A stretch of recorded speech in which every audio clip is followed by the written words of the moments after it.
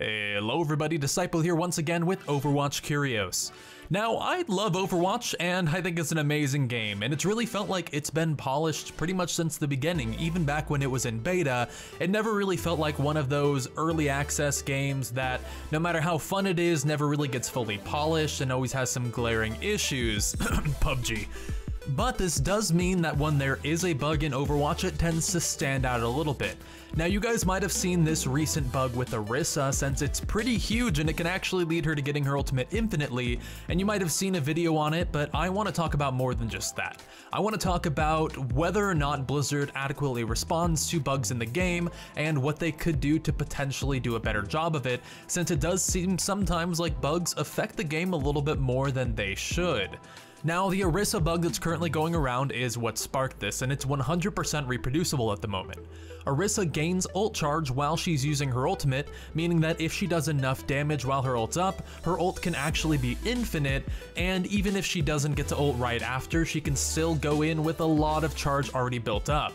Now, if you know how any other hero in Overwatch works, they don't charge their ultimates while their ultimate is active. So McCree doesn't gain any ult charge off of the damage he does from Deadeye, but if you even extend that to some of the longer ultimates, then Widowmaker isn't gaining any ult charge for the entire duration that her Infrasight is active. And it actually used to be the other way around. Widowmaker used to gain charge even when she had Infrasight on, and it made her a little bit too strong. But now that Orisa can do it, she can actually get her ult charge really fast, since she gets ult charge based off of damage, and her ultimate buffs her damage, meaning that she gets her ultimate back really fast. We hopped into a custom game and we're able to test this out right now. It is currently 10:50 p.m. on June 22nd for me. And the reason that matters is because yesterday I went on the forums, I found the first person who posted this bug, and at 9:19 on June 21st, Zoevia replied that they were looking into the bug and that they would try their best to fix it.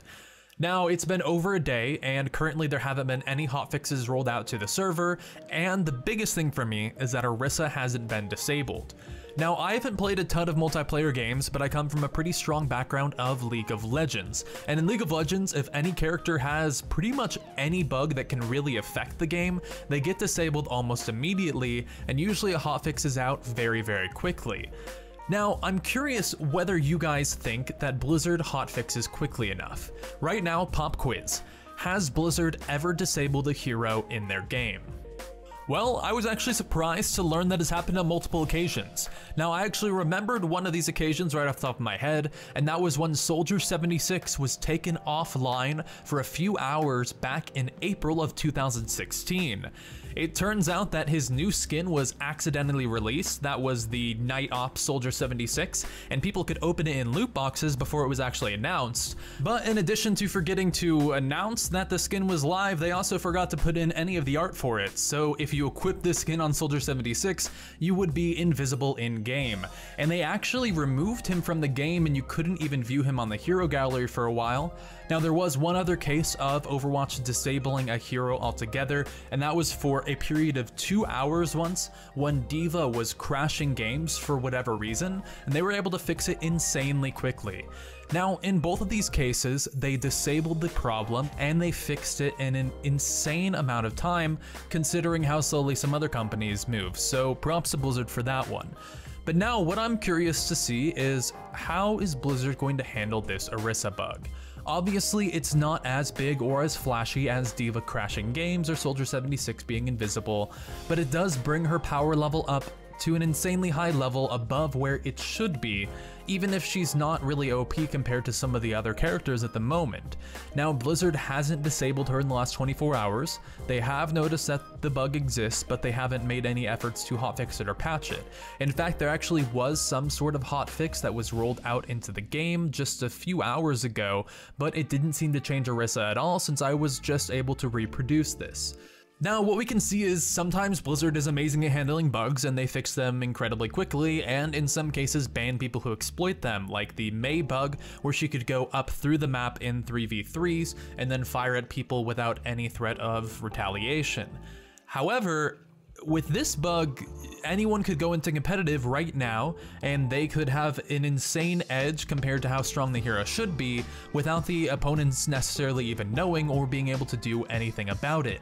You can't ban heroes in competitive play, and I actually did sit on a scrim earlier today and both teams banned Orisa because, surprise, she's bugged right now. So the question is, why hasn't Blizzard done the same thing? Why haven't they disabled Orisa, since she can be played in competitive and some people could be exploiting this to climb up?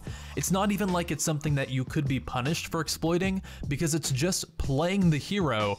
Just the natural playing of this hero exploits a bug that makes you much more powerful than you would be otherwise. It's not some crazy glitch you need to do. It's literally just use your ult and then shoot at something. Sure, you could play this without the bug at all and just refuse to shoot while your ult was down, and I'm sure that everyone would think you're a saint, but you'd also be incredibly useless to your team.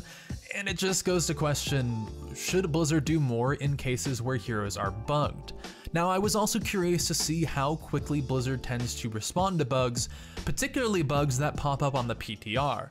Now, I know there's a pretty general community sentiment that people don't really feel like Blizzard does anything with the PTR. Now, I remember one specific case of this recently was when they added on the Ironclad effect to Bastion, which made it so he had flat damage reduction in his tank form, and also, of course, gave him the running healing, the healing that operates off of the ammo system. And people realized that except for basically Pharah and D.Va, he could tank through any ult in the game. He could just sit in a Hanzo Arrow or a Reaper Death Blossom and just heal through it with his damage reduction, and it seemed a little bonkers. No matter how many people complained about this, it still went to live, and they found out that he was indeed a little bit stronger than was intended, and so he was nerfed a little bit later on, and people said, well, what's the point of PTR if our efforts aren't heard? Now, of course, there are also cases of Blizzard changing things to the PTR. Take the Lunar Colony map, for example. There were some pretty active changes there, including health packs, and one interesting note that Zoevia pointed out was that they wanted to make changes to the map that could balance it, that didn't require anything from their artists. So they don't necessarily want to take away doors or add doors, or things similar to how they altered Eichenwald and Temple of Anubis in the past to make things easier for the defenders and the attackers respectively. And it is really cool to see that they do take our feedback on the PTR, since that's really the point of it existing in the first place. Now, the thing that I was most interested to see with the PTR in Horizon Lunar Colony was a bug with Sombra. Now, I don't know if any of you guys saw the video on this, but it was pretty insane. You could use Sombra and throw the telelocator at the doors to the airlock that separate the base from the moon, just as they were closing, and it would actually put your telelocator on the outside of the doors. Then if you blink to it, you would essentially be clipped through the map, where you could run around pretty freely, even back to your own spawn point, where you could then swap heroes and then run back to the point, say as Torbjorn, and throw down a turret that could shoot through walls and that your opponents couldn't see at all, since you are clipped through the map. Now, I was really curious to see if this had been fixed on the PTR at all, and I actually tested this before it even came to live. Now, when I went into the PTR, one thing that I noticed in my own footage, as opposed to the original Sombra bug, was that the doors close insanely fast, and it seems like this is one of those changes that they put in to make absolute sure that you couldn't somehow clip your telelocator through it. I tried over and over to reproduce this bug, but it just looked like it was completely changed from the time that the original Sombra threw it in, and so it looks like that's a change they made to fix this bug, and I was really impressed that it happened so quickly. There was another bug with Reaper being able to teleport into that hatch door and be able to clip through the map in a very similar way, but when I was playing Reaper, the way that the doors functioned was actually completely different to in the video. The way that they would open and close based on how close you were made it so it was essentially impossible to teleport back into there like he had done in the video. Now, I also went and checked out a few other videos from this guy who likes to go out and find bugs, and he had a couple more Reaper bugs where he was able to teleport outside of the map on the new 3v3 maps. Now, I went ahead and tested this myself, and surprise, all of these bugs had been fixed as well. So my conclusion here is that Blizzard actually, for the most part, catches a lot more bugs than we tend to see day to day. It's just that they aren't quite so game breaking, or people don't make videos about them that get a million views, and so we don't necessarily know about it, and they just kind of plod through. The other issue is that sometimes these bugs do take a lot longer than we'd expect for them to really make an impact on the game.